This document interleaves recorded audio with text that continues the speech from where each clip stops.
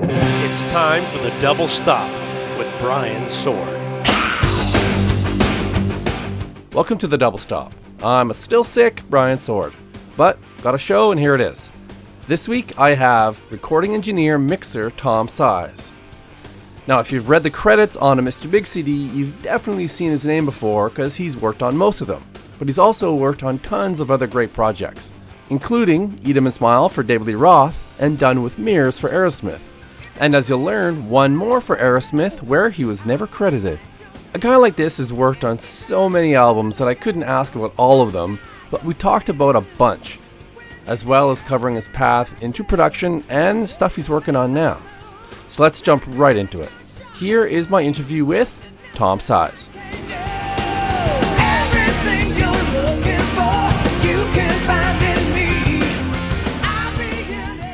I am from Albany, New York, and as far as musical family, none.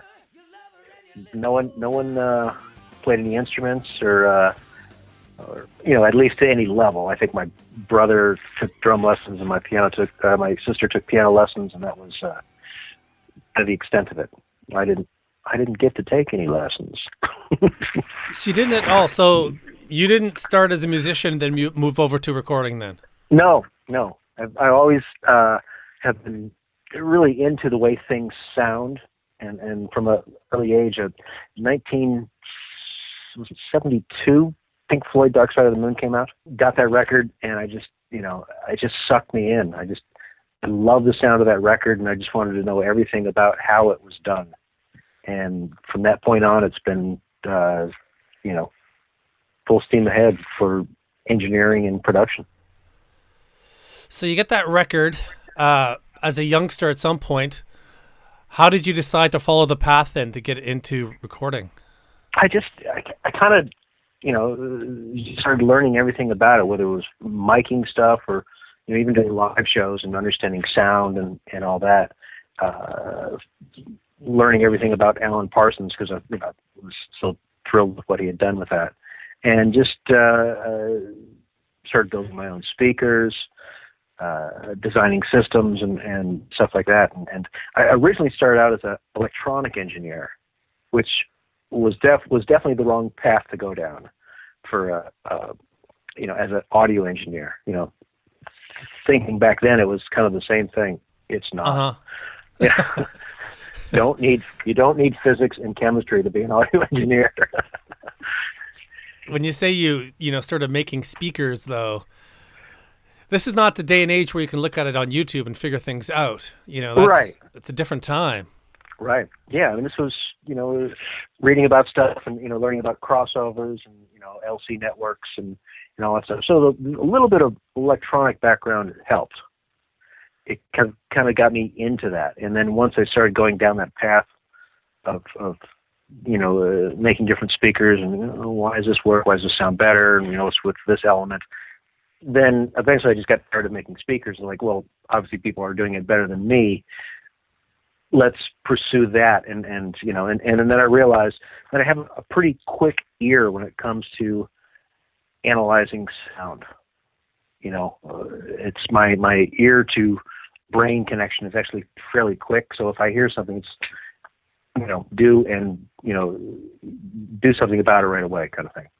Make a change, grab a knob, grab some more outboard gear, whatever, it's just that sort of thing. And I think it kind of sometimes pisses musicians off because I'm perhaps a little quicker than they are when it comes to, within two notes, I go, no, that doesn't sound right. And they go, wait a minute. Give me a chance. Yeah. Yeah. You go, no, it just doesn't sound right. Let's move on kind of thing. So it's, I think that's an important element with engineering and there's people have different brain connections that are much faster. Some people have the eye brain connection, some have the ear brain, some have the taste, for the cooks and stuff like that. So it's just mine happened to be the ear thing, and it works out great for this career. So did you take electronics then in college? Was that your route?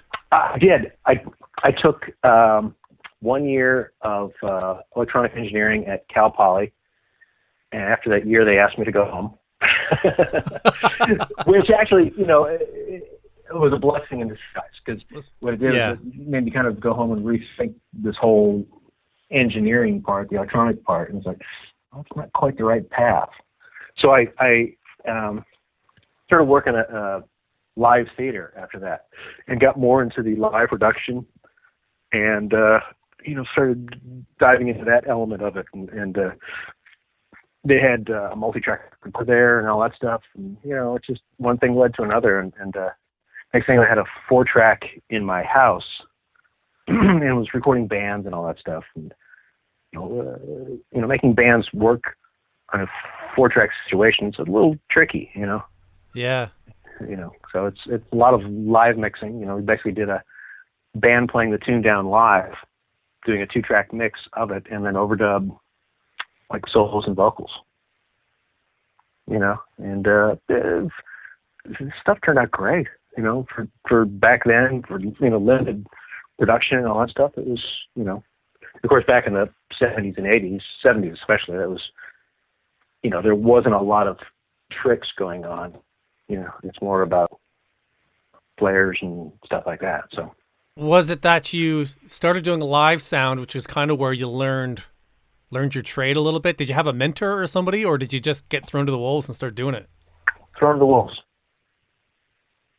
Which was great. And then from there, I went kind of back into the studio and really refined things, and had some great mentors and instructors along the way, and got to work, next to some incredible people, and that certainly helped. So you were recording in your house on your 4-track, and then was there a certain studio that you got a job at to start working your way up?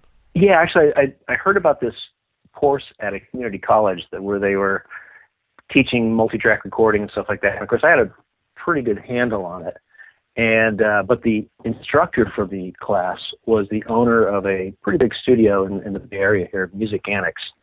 And so I, took the class and all that stuff, and learned everything I could from him, and helped build their studio. Actually, it was like the first year of the class.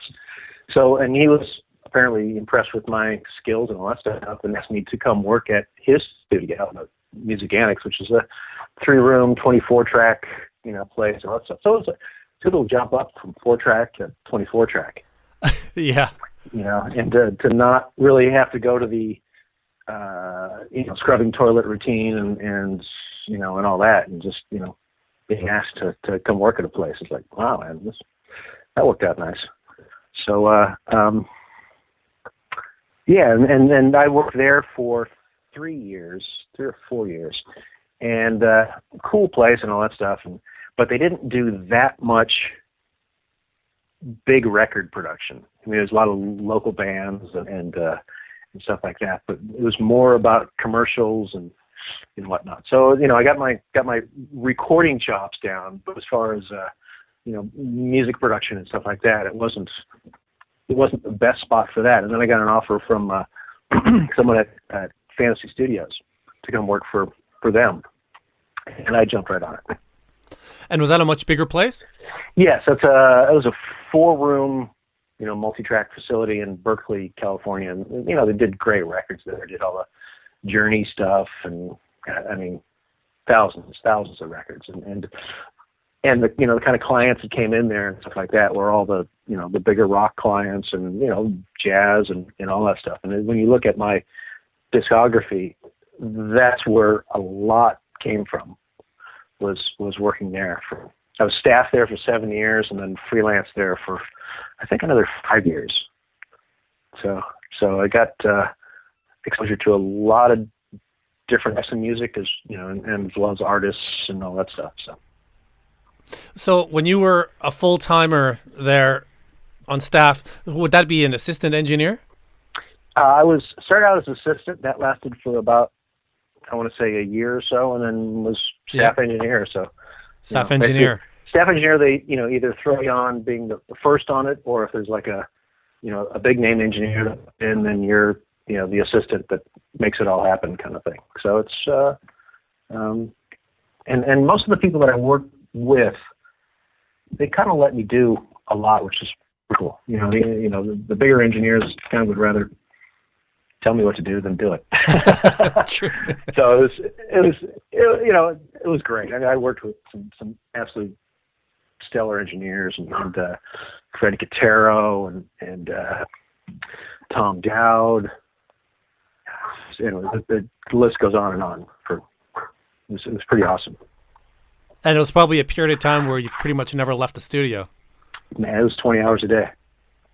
Yeah, exactly. Yeah, and it was great. Especially I was in my 20s and all that stuff, so it's not a problem to do that, and to just soak it all in, to work with all. Yeah, that was great my next guys. question. Yeah. In terms of all these different guys you got an opportunity to work with day after day after day, you must have been soaking it up like a sponge. Absolutely. Whether it's production ideas or miking ideas or musical ideas, how to talk to musicians and get the best out of them, And then one of the best people for that was Ted Templeman. I'd say he was the easiest to work with and just a genius as far as how he could fix a song in just such a short amount of time. The band would usually come to the studio, play a tune down, and he'd kind of sit back and listen to it for a second, and then he'd just start diving in and tearing it apart bit by bit, and not necessarily critically, but how can we make this better? How can we clean this up? And by the end of that, it usually took a couple hours to straighten a tune out. By the end of that couple hours, you go, holy cow, man, this guy did amazing work. It's like Photoshop for photos. And we just all of a sudden cleared the tune up, and it's like you hear the tune now. Because a lot of musicians get hung up on their part and don't really listen to the big picture or look at the big picture. Ted, he had that big picture down, and it was just a matter of clearing out the crap to make it work, and it was brilliant to work with him. We did 3 records together, and it was a thrill all the time. You said you worked 7 years and then you went freelance. What made you do that switch? I went to LA to work on a Y&T record with Mike Stone, and they basically said they wouldn't keep me on staff if I left to go to LA for this record. So they, basically fired me, but then hired me back, for more money as a freelance. So that worked out nice. That worked out, yeah. Yeah. How did you start working with Ted Templeman? Was he just a client that came in, or? Yeah, it was, Sammy Hagar was the first project I did with him, the VOA, the I Can't Drive 55 record. And I was kind of like the young engineer at the studio that, everyone kind of trusted in. And they kind of threw me on the project. Ted didn't know me. I didn't really know him or anything like that. And Sammy was a little reluctant, I don't know, the new kid, really? Do I have to have the new kid? And, by the end of it, it all worked out fine. But, it was just a matter of them knowing my work, and the studio threw me on the session, and then, from there it just sort of took off. Now, do you have memories of that album? Was Sammy, did Sammy come in ready to go with everything prepared, or was it kind of written in the studio? He was on it. Everything was demoed and all that stuff. So it's just a matter of Ted getting in there and kind of cleaning up, the guys once they started, playing the parts. The parts were pretty much there already. I think we did the whole record, I want to say, overdub, not mix, but tracking and overdub in, was it 2 or 3 weeks? Fast, by rock and roll standards, not by jazz standards, because, at the end of the day, the record's done there. But, we went through it. Sammy had his act together. Great band, So it was, playing was not a problem at all. Everything was 1 or 2 takes, and, he had all of his solos down, and Gary Peel is such a great guitar player that, he just made it work. So. And then would Done with Mirrors be the next time you worked with Ted? I think it was. I think that's the way it worked. And then after that was Eat 'Em and Smile. So, Done with Mirrors, and we did. I think we did not the whole record at Fantasy. I think they went back to New York and did a couple more tracks. Because the guys are from back east anyway. So, right. For the most part, I think it was we tracked it at Fantasy, and then they finished overdubs and whatnot up over in New York. Probably Power Station, that I think is still around then. And that's a time when Aerosmith were kind of at a bit of a low point within probably the dynamics of the band. How was it for you to be like? What kind of situation was it for you? I was sensitive that they were. This was their rehab album, right? This is they were just getting clean and all that stuff, and probably a little still on the edge. They were instead of, I don't want to say it, but they were all clean and all that stuff, and trying hard too, and we really had to be mindful of their space and all that. It was great. And then I wound up working with them later. I was on tour with them for about 2 years doing live recording with them and live broadcasts, and recorded a lot of South of Insanity. So you won't see my name on the record. Okay. You won't see my name on the record for I guess legal reasons. The producer that they hired, they didn't want to pay him, and I was part of his team and all that stuff. It's someone that I had done a bunch of records with, Kevin Elson. And Right. They, whatever reason, didn't want to pay him or something. It's legal stuff that I didn't quite understand. But anyway, so you won't see my name on that record, but I recorded most of those tracks. Right. Now, for the David Lee Roth record, that was, obviously a ginormous record, and probably at a really interesting time. I don't know if David Lee Roth has ever been short of confidence, but that was probably a scary time for him, his first big record on his own. How did you get involved with that, and how were the recordings? Well, Ted wanted to get the sessions out of L.A. just because of all the buzz and all that stuff around it, and felt like they couldn't really have any peace recording down in L.A. So that's, his choice was, let's do it up at Fantasy. He knew the room and knew me, and Jeff Hendrickson was the chief engineer on it and all that stuff. So it's, we kind of had the team down, so he knew what to expect, and, we knew we could get it out of it, kind of thing. So. And I just talked to Billy Sheehan a couple of weeks ago, and he's still got such fond memories of working on that record. And, they had a near reunion just a couple of weeks ago. Right. In terms of recording Billy, which is such a virtuoso bass player, was there any difference recording him than other players?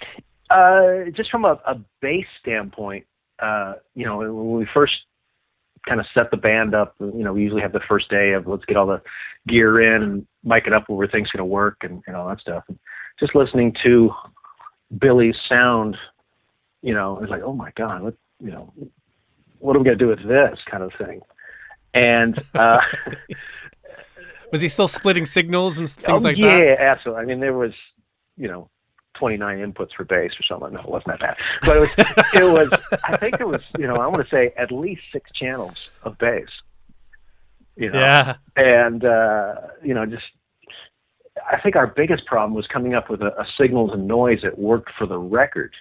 Because all that distortion and all that stuff on his sound, to try to get the note definition out too was a challenge back then. And his sound has changed tremendously over the years. Of course, I've kind of been around for a lot of it, through all the Mr. Big stuff. Yeah.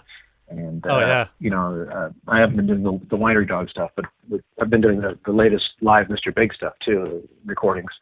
And God, it's so much easier to work with now. But back then, we kind of Jeff and I were kind of looking at each other, going, "What are we going to do with this?" And to try to find some low end out of it, because he didn't really want to hear the DIs that much, right? Because that's not that much of his sound. But you need a little bit of that to give definition to the note, so it's not all just fuzz. So it was an absolute challenge, to try to make his sound work, and we spent a day cleaning it up, and at the end of the day, I think he was happy, and we got what we wanted to. It's amazing how well that album is aged. You listen to it now, it doesn't sound dated at all to me. Yeah, and I think, that kind of music is kind of, I want to say, coming around a bit more now too. Where it's less, overly sampled stuff, and it's more, it's pretty real. The playing on it is pretty real. So I'd love to get back to that kind of stuff, and that's sort of where I go when I do, rock production and stuff like that. Is I want to feel the band, That's also Steve Vai's kind of first commercial record, I'd say, having worked with Zappa and whatnot. And he was a bit of an unknown property when that album came out, but he became very well known very, very quickly. How is he to work with on that record? I want to say it's almost the same thing as Billy, where, he obviously chops and can play and all that stuff, but he just did not have his recording sound together. Super, super noisy setup. He had his guitar going into a Tascam Model 3 mixer, splitting that off to a H3000 harmonizer, and all this, and then the output of the M3 or the Model 3 mixer fed a power side of a guitar amp. Super noisy. Signal to noise was just off the hook. When he stopped playing, it was and then that along with Billy's. What are we going to do with it? It's always there's a fire extinguisher going off the whole time. So again, we had to tear into his setup, and I think we got some different amps for him, and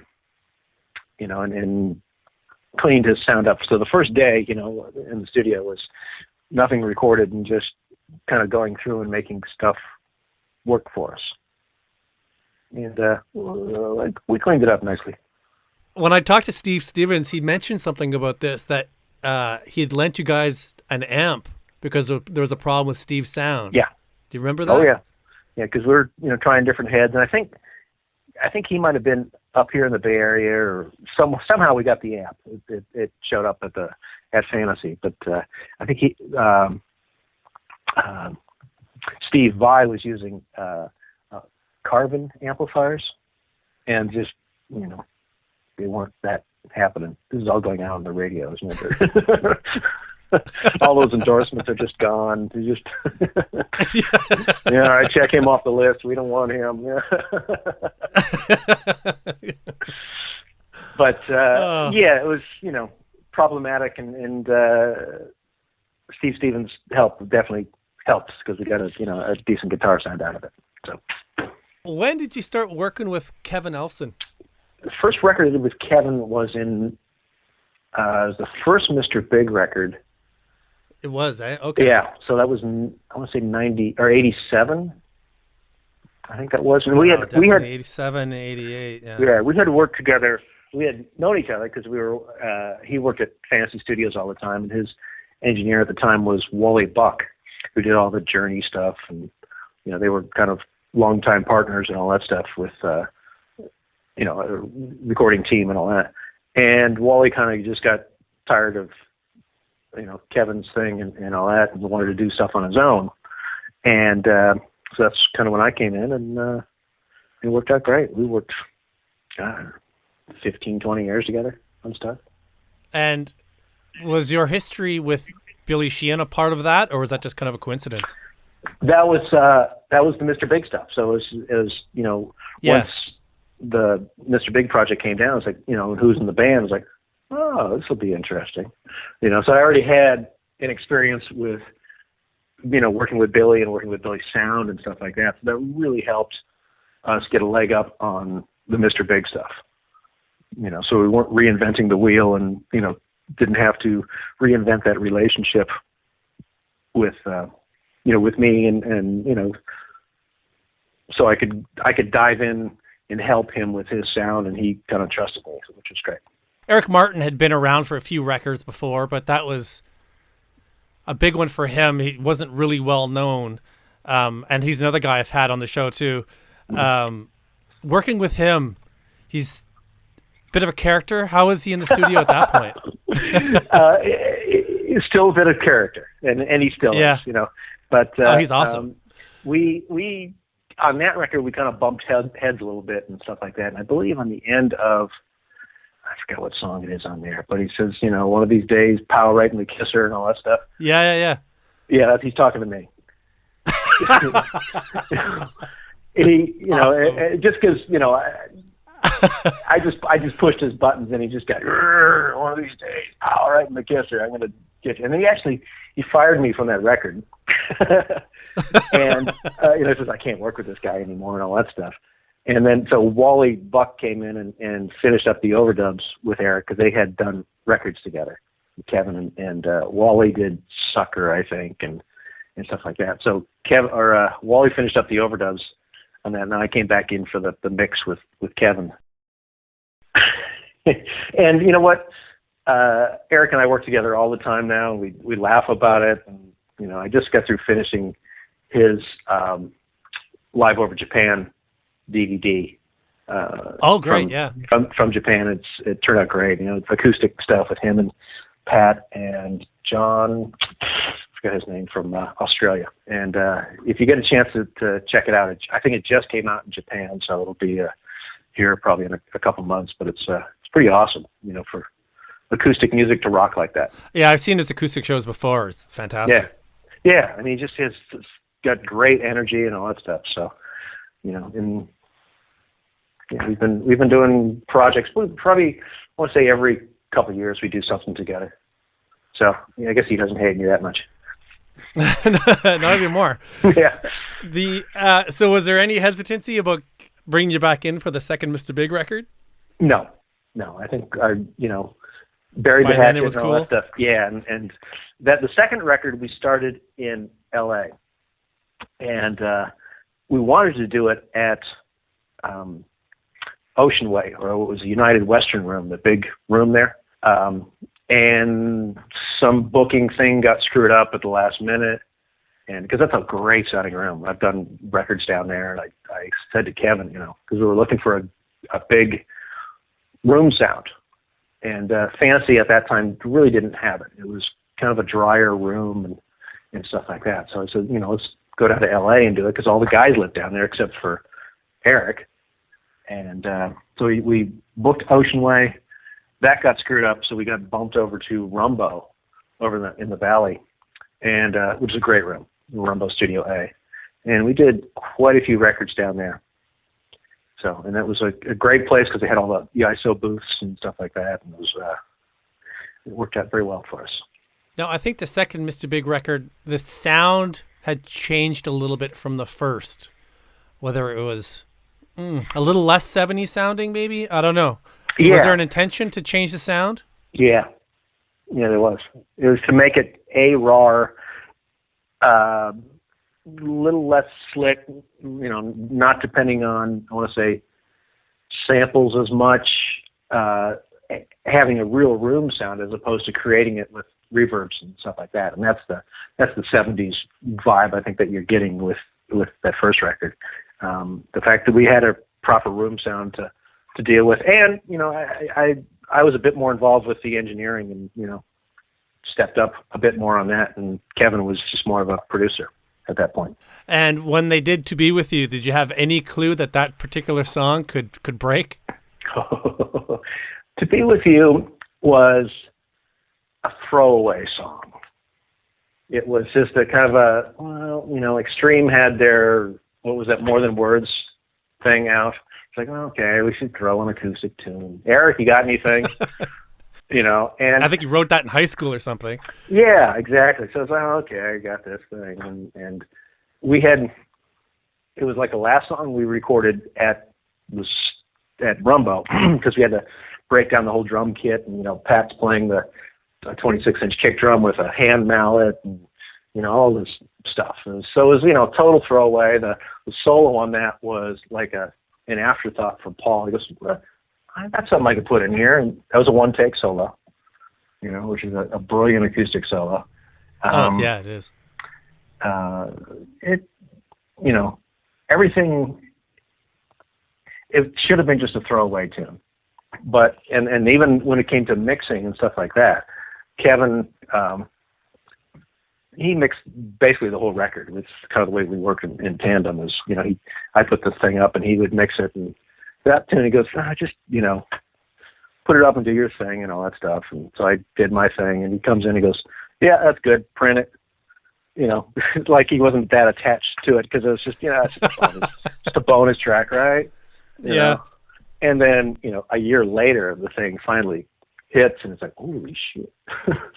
And we didn't have what's called a TV mix, which is a minus mix, no vocal kind of thing, and they were to play Top of the Pops, and because it was like the last tune in the record and throwaway tune, it's like, look, they're never going to need one for this tune.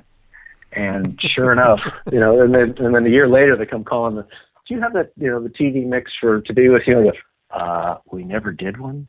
And we also never did a recall on the console because, what the heck, we're done with this song, right?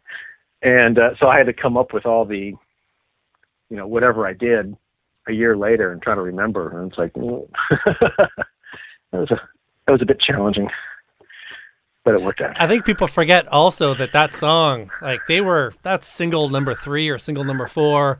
It was kind of, album cycle was done. And, this little video came out, and I think a radio station picked it up, and it slowly built. Yeah, there was something in the Midwest, I think, that picked it up.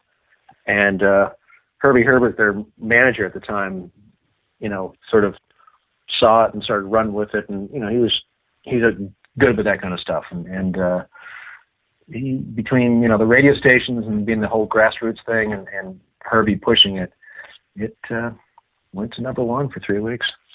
Oh, and a record you did a couple years before that, the Satriani record, Flying in a Blue Dream. How did you get involved in that record? I was simply brought on because I was engineer at the studio and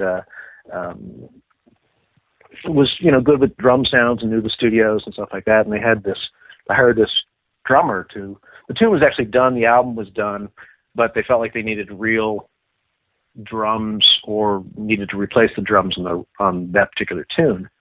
The one that Joe sings on. I forgot the name of it. It's I believe, right? I think that's what it is, yeah. So they brought in this drummer,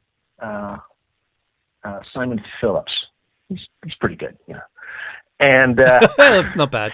And so it was like an all day, all night session to make it work and all that stuff, but spectacular. So I just came at the very, very end of that record to finish up that tune, which was mixed except for the drums, and then we just recorded the drums and mixed it that day, I believe. Now back to Mr. Big.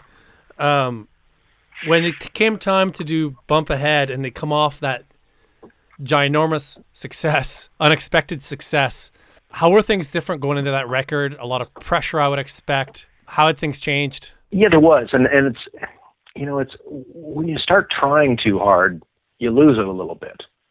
I think there was some good songs, some good writing on there. The record company kind of had to get in there and mess with things a little bit. I think we actually went back and did like 2 different tracking dates on that. So we tracked basically the whole album, and then they said, no, we're not airing it as looking for the next hit. Yeah, so I think that's when Wild World came around and stuff like that. We're kind of going, what? Really got to cover this stuff? And a couple other ones, and they wanted to change things up, and but at the end of the day, actually, Wild World turned out great. It's a great version.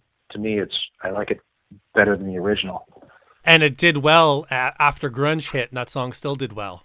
Yeah, that's no small feat to have that kind of band have a decent hit in 1993, 94. Yeah, I think it did. It was a top 10. Didn't break number 1, but it was and like I said, it's still a cool version. And when they do it today, it's still one of my faves too. You also did Hey Man, correct? You were involved in that one as well? Yep. And again, at that point, it's 95, 96. Things have really changed, but they still have a huge following in Japan. Yeah. What was the expectations of that record? They never quite, adopted the grunge thing. So we I think they kind of stayed true to themselves, and a lot of the writing was Paul, and that's just, he's not a grunge guy, So, and Eric certainly doesn't have a grunge vocal. So, No. And thankfully Japan still loved them, and there was a great following over there. U.S. is it's an interesting market, and it still is today, isn't it? Yeah. When he left the band, your working relationship with him and with Eric and all the guys has continued on to work on some of Paul's solo records and the Racer X stuff too. Right. Yeah, I did Racer X, did several Paul solo records, videos I've done, and I did some Mr. Big stuff after Paul left. I did the the farewell tour? I think it was. That'd be the In Japan live record then, right? Yes, yeah, with Rick Hudson on it. Yeah, the DVD as well. Like, was that the same audio for the DVD as the live record? Essentially, yeah. I think I might have done 2 passes and changed a couple of things with record versus the video, but it's the same performance. Right. And how was it for you to be working with Mr. Big and have somebody else playing the guitar notes? It was a little different, and Richie is he's a total trip, and listening to him play Green Tinted Sixties Mind versus Paul and all that stuff. And he's a bit of a freak just because he's got such huge hands and can make that stretch and play that. Richie had to play it differently, so it changed the feel the feel a bit. Richie's playing is kind of greasy and all that stuff, and that's what makes him really cool. Especially now he's got even more grease to his playing. Yeah, no pick anymore either.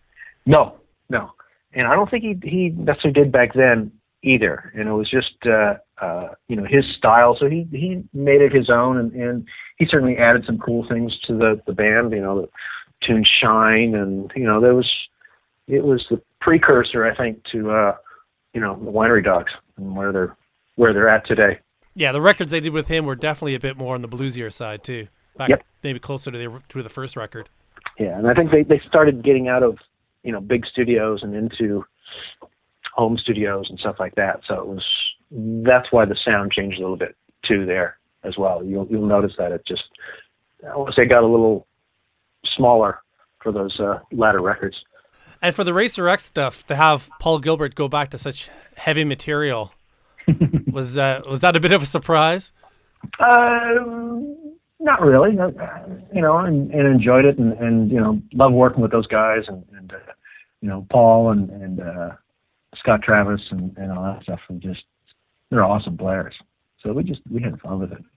We just had fun with it. And, it's not to be taken seriously kind of thing. When I talked to Jeff Martin, he expressed a lot of frustration. He's been trying to get that band back together again for a while. And Paul Gilbert's his headspace just isn't into the heavy stuff right now. No, I mean he's into the classical stuff and yeah, into exploring melody and all that stuff. Although I'm not into that thing quite so much anymore, which is fine. We all have to evolve. So. Now, in terms of the musical climate and how it's shifted, I can't help but most people I talk to, it's always a big thing. And for the change in technology and the change in style. So grunge hits for you, as you've been album to album to album. Was there a shift in things for you when the musical styles changed? Some of the rock stuff went away, and I started working on other types of music, and I want to say more folky stuff, and kind of completely opposite grunge, just because there was a need for it, and I always enjoyed recording acoustic instruments, and it gave me more time to explore that, and that's a whole trip unto itself, And with the shift in technology to digital recording, was that something you enjoyed, that shift, or did you miss tape? I missed tape a little bit, but I started digital recording back in '84. So long before there was ADATs and all that stuff. We had Mitsubishi multi-track recorders and Sony, the 3324s and the Mitsubishi X800 and 850. So I'd been doing digital recording for a while, so kind of used to it. Thankfully, all the converters got better over the years and whatnot. And now, I hate to say, I kind of prefer digital. I mean, I like what analog did, but I didn't like it 2 days afterwards. I didn't like it a week afterwards because the sound basically falls off the tape. You've lost all that cool, punchy stuff that you had right when you did the track and played it back. That's the best that analog tape is ever going to sound. And a lot of these projects that are 2 years in the working on and making and mixing and all that stuff, that analog tape is so tired, and it sounds nothing like the original recording. And that's depressing from a engineering standpoint. What happened to that great drum sound? It's gone. It's in a pile of oxide over in the corner. And with digital now, it's once it's on there, it's on there. It's not going to change. So the key is to getting it on there right. So it's making the right choices with microphones and preamps and all that stuff. And that's where our technology has really taken off. We've got some amazing new stuff, not only in converters, but also in, microphones and preamps that are just awesome, and now we can capture them and preserve those transients and not, worry about the stuff falling off tape. Had the evolution in technology also changed how you work in terms of studios are smaller, working from home? Have you adapted that way as well? Yeah, I have a pretty decent studio in my house, which I can do most overdubs and, certainly like to do vocals and mix here. I still prefer tracking in bigger rooms, when you can get more than one person together. I think that's really the magic where it happens is when you get a band together and can kind of work a tune down and, get a performance and then just clean up a couple of things. Do you do the, like I talk to different producers, they do a lot of people send files and do some work on it. Do you do any of that kind of work, or do you really start at the beginning of the project and work your way through? I get tons of projects sent to me, stuff that's, they say is ready to mix. Usually I spend a couple more, and then I spend a couple more days fixing up the thing before I can mix it. Whether it's helping change sounds or cleaning up stuff or editing or whatever. But there's a lot of people out there that think they know how to record, and some of them do an okay job, but it needs some help beyond that. So that's why I'm here. Now, as you look back on the career that you've to date, is there any special records that really stand out to you that really have a lot of meaning? I would say the VOA record, Sammy Hagar, just because it was kind of the first and getting me into the big rock scene, as it were. Eat 'Em Smile was just because, it's such an iconic record. The Mr. Big stuff, yeah, because we really, with Kevin and I, we really developed a sound for that band. So it's, it's held true today. So it's, to me, that means a lot to me too. And there's so much Mr. Big material that you've worked on. My goodness, most of it. Yeah, it's very. I think there's like 3 records that I didn't work on, but other than that, like they're still active. A little less so now, I think, with Winery Dogs, but yeah, they still put a lot of bums in seats when they go tour overseas. Absolutely. I mean, the shows from Japan. We did another Live from the Budokan DVD that should be out. It's an awesome show, man. The production is just off the hook. Okay, so there's the Live from Budokan a couple of years ago off the first reunion record. Are you saying that there's another one coming down the pipe? I think so. And I did it. I want to say I finished it up last year. So I'm not sure what they called this. I think this one's called Back to Budokan. It's with Matt Starr playing drums, and Pat was just sitting in on a couple of tunes. Yeah. And singing harmonies and stuff like that, because he can't play a full set anymore just because of his ailment. So he's hanging tough. Yeah. I've heard there's been some improvements in his health. Actually, that's what Billy was saying. Oh, that'd be awesome. So Yeah, like that's not a big surprise with a live record that follows their pattern, but it's good to know that's coming.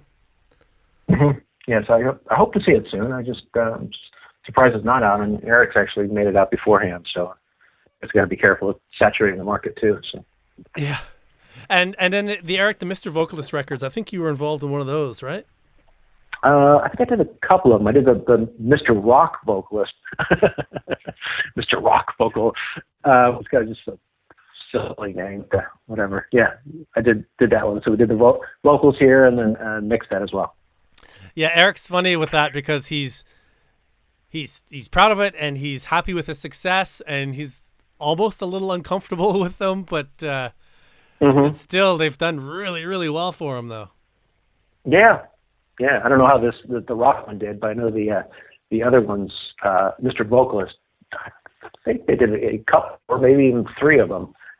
They did quite well. So, we'll see if there's a rock vocalist number 2.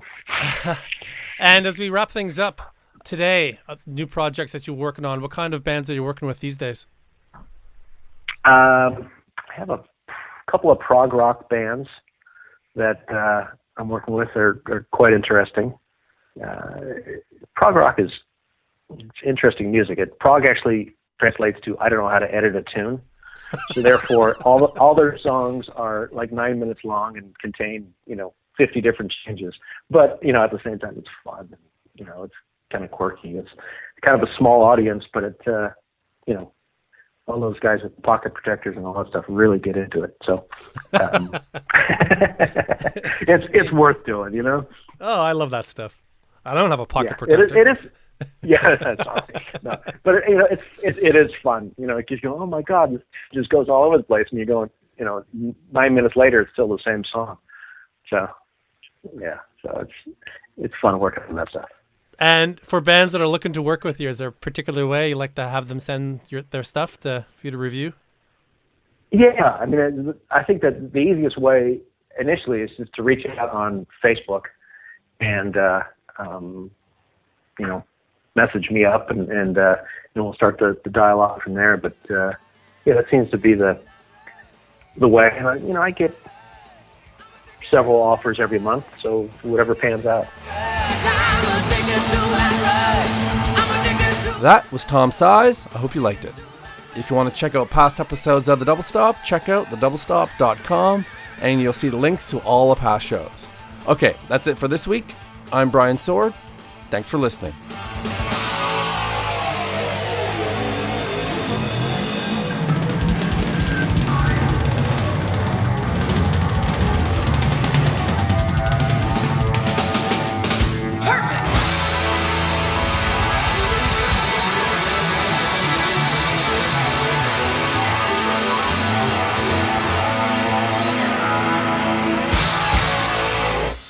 You